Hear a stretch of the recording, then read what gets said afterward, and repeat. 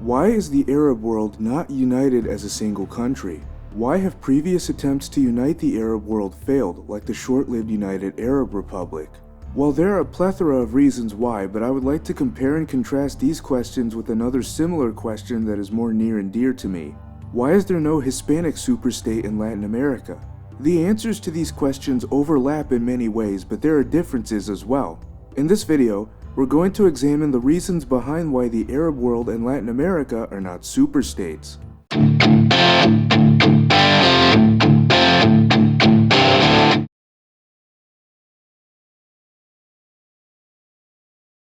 Before we get started, a quick word from my sponsor, Ground News. If you're like me, you're always consuming news articles. But in an age of clickbait, media bias, and disinformation, you have to filter out a lot of noise. That's where Ground News comes in. Ground News is an app and website that compares news articles from around the world and allows users to spot media bias and reduce ideological blind spots. You can see a breakdown of how news sources covering a story are slanted politically, reduce blind spots by seeing which stories are underreported by left or right-wing news sources, and customize your feed to see stories that matter to you. For instance, this story about Matt Gaetz paying off witnesses in a congressional probe was mostly covered by centrist and left-wing news sources. But this story on American children being sent to CCP-linked summer camps was picked up by predominantly right-wing news outlets.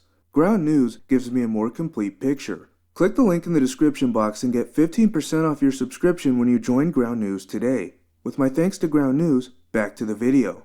I'm going to answer the question of the Latin American superstate first and compare and contrast that answer in relation to the Arabs. Let's make one thing clear. The nation-states of Latin America are artificial creations of colonialism. There was no Mexico or Argentina or Colombia before the Spanish arrived. That being said, colonial societies in Latin America, to paraphrase author Tim Marshall, had old world-style hierarchies superimposed onto them. The countries of the region were developed facing outwardly rather than inwardly. In other words, Latin American countries were developed around the aim of exporting commodities to the outside world, rather than investing in the interior regions of these countries. The infrastructure in Latin American countries is designed to connect the regions of the interior to the capitals, but not to each other. The story was similar with Africa. Many African countries' transport and communication systems were built to connect the colonial capitals with London and Paris, rather than with the provinces of the interior and with neighboring countries. Another reason these countries diverged developmentally from British colonies like the US and Canada was the fact that the Spanish colonies were established for the purpose of extracting resources and labor, whereas those of the British Crown were intended for settlement. In addition, the British encountered less organized and less numerous indigenous resistance than the Spanish had when they colonized the New World. Let's take some time to talk about some of the attempts made at unifying the region. Most of Latin America won its independence from the Europeans in the first 3 decades of the 19th century, encouraged by Napoleon Bonaparte's invasion of the Iberian Peninsula. Of course, one cannot talk about this period without mentioning Simón Bolívar. Simón Bolívar, or El Libertador, unified the modern-day countries of Venezuela, Colombia, Ecuador, Bolivia, Panama, and part of Peru under a single flag. This country became known as Gran Colombia. His counterpart further south, José de San Martín, liberated the southern portion of South America from the Spanish Empire. Gran Colombia dissolved in 1831 as a result of political disunity and regional tensions among the peoples living within it. In Central America, the Captaincy General of Guatemala, as the region was known under Spanish control, declared independence from Spain and was quickly absorbed by Mexico to its north. The region soon regained its independence and formed into a federal republic in 1823. Just like in Gran Colombia, the union was short-lived because of infighting. It is interesting to note that Simón Bolívar once tried to unite all of the new republics of the region under something akin to a Latin American EU at the 1826 Congress of Panama. However, not much came out of this meeting. But why is that? Well, there's a big elephant in the room when discussing pan-Hispanic unity: the sheer size and diversity of Latin America. While state-on-state conflict is not a feature of Latin American politics as much as it is in the Middle East, the peoples and states that make up the region are by no means monolithic. The political and social conditions in each of the countries of Latin America are all different, and the region's leaders all have differing objectives. Allow me to use a specific example. Venezuela is only 3 hours from Miami by plane and derives much of its income from hydrocarbons. Only about 2% of Venezuela's landmass is arable land. Argentina, meanwhile, is further from the United States than Europe is, and more than 15% of its land area is arable. Argentina's main exports are cereals along with meat and dairy products. As far as foreign policy goes, there are countries like Panama which are unquestionably pro-American in orientation, and countries like Venezuela and Cuba that are very vocally anti-American. Even within Latin American countries there is great diversity. For example, Mexico's geography is widely varied. The southern portion of Mexico can be characterized as forested, with rainforests being a common feature. Toward the center, the country is more mountainous. Mexico City itself is situated within a valley and surrounded by mountains and volcanoes. Further north, toward the US border, the country becomes a desert. Let's look at Argentina. In the northwest of the country lie the Andes Mountains and their foothills. Around a third of Argentina's landmass is covered in grassy plains called the Pampas. The Patagonian Desert covers the southern portion of the country closer to Antarctica. The populations within Latin American countries are diverse as well.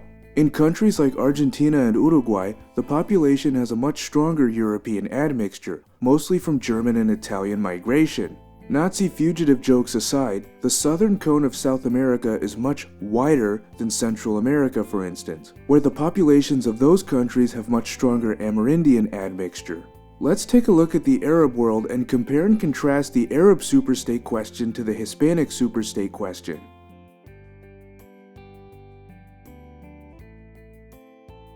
Just like in Latin America, the map of the modern Middle East shows artificial borders arbitrarily drawn by the Europeans. When the Europeans occupied the region in earnest after World War I, they did not intend to build settlements and turn the areas they occupied into white European-dominated settler colonies like in the Americas and in Africa. It also warrants stating that modern Arab nationalism did not take shape until the late 19th and early 20th centuries, culminating in the First Arab Congress of 1913. Prior to this, tribal and religious affiliations trumped ethnic and national affiliations. Even today, as we can see in the GCC states, loyalty to one's tribe is more important than any national loyalty. Also, like Latin America, the Arab world is a vast region of the world made up of states at varying levels of economic and social development. The 22 states of the Arab League are no monolith. On one end of the spectrum you have Qatar, a small monarchy with the 5th highest real GDP per capita in the world, though only a tiny percentage of Qatar's population are ethnic Qataris. Relative to the rest of the Arab world, Qatar is stable and quiet politically. On the other end, you have the Fustercluck that is Yemen, an overwhelmingly majority Arab republic and the poorest Arab state, and one of the poorest countries on earth. Yemen today is the epitome of instability.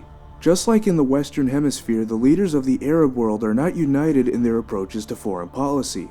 To use specific examples, Morocco, Jordan, and the UAE are all quote-unquote conservative monarchies with relatively pro-Western foreign policies. Meanwhile, Syria is closer to Russia and is more anti-American diplomatically. There have been previous attempts to unite Arab realms, the most famous being Nasser's failed United Arab Republic uniting Syria and Egypt.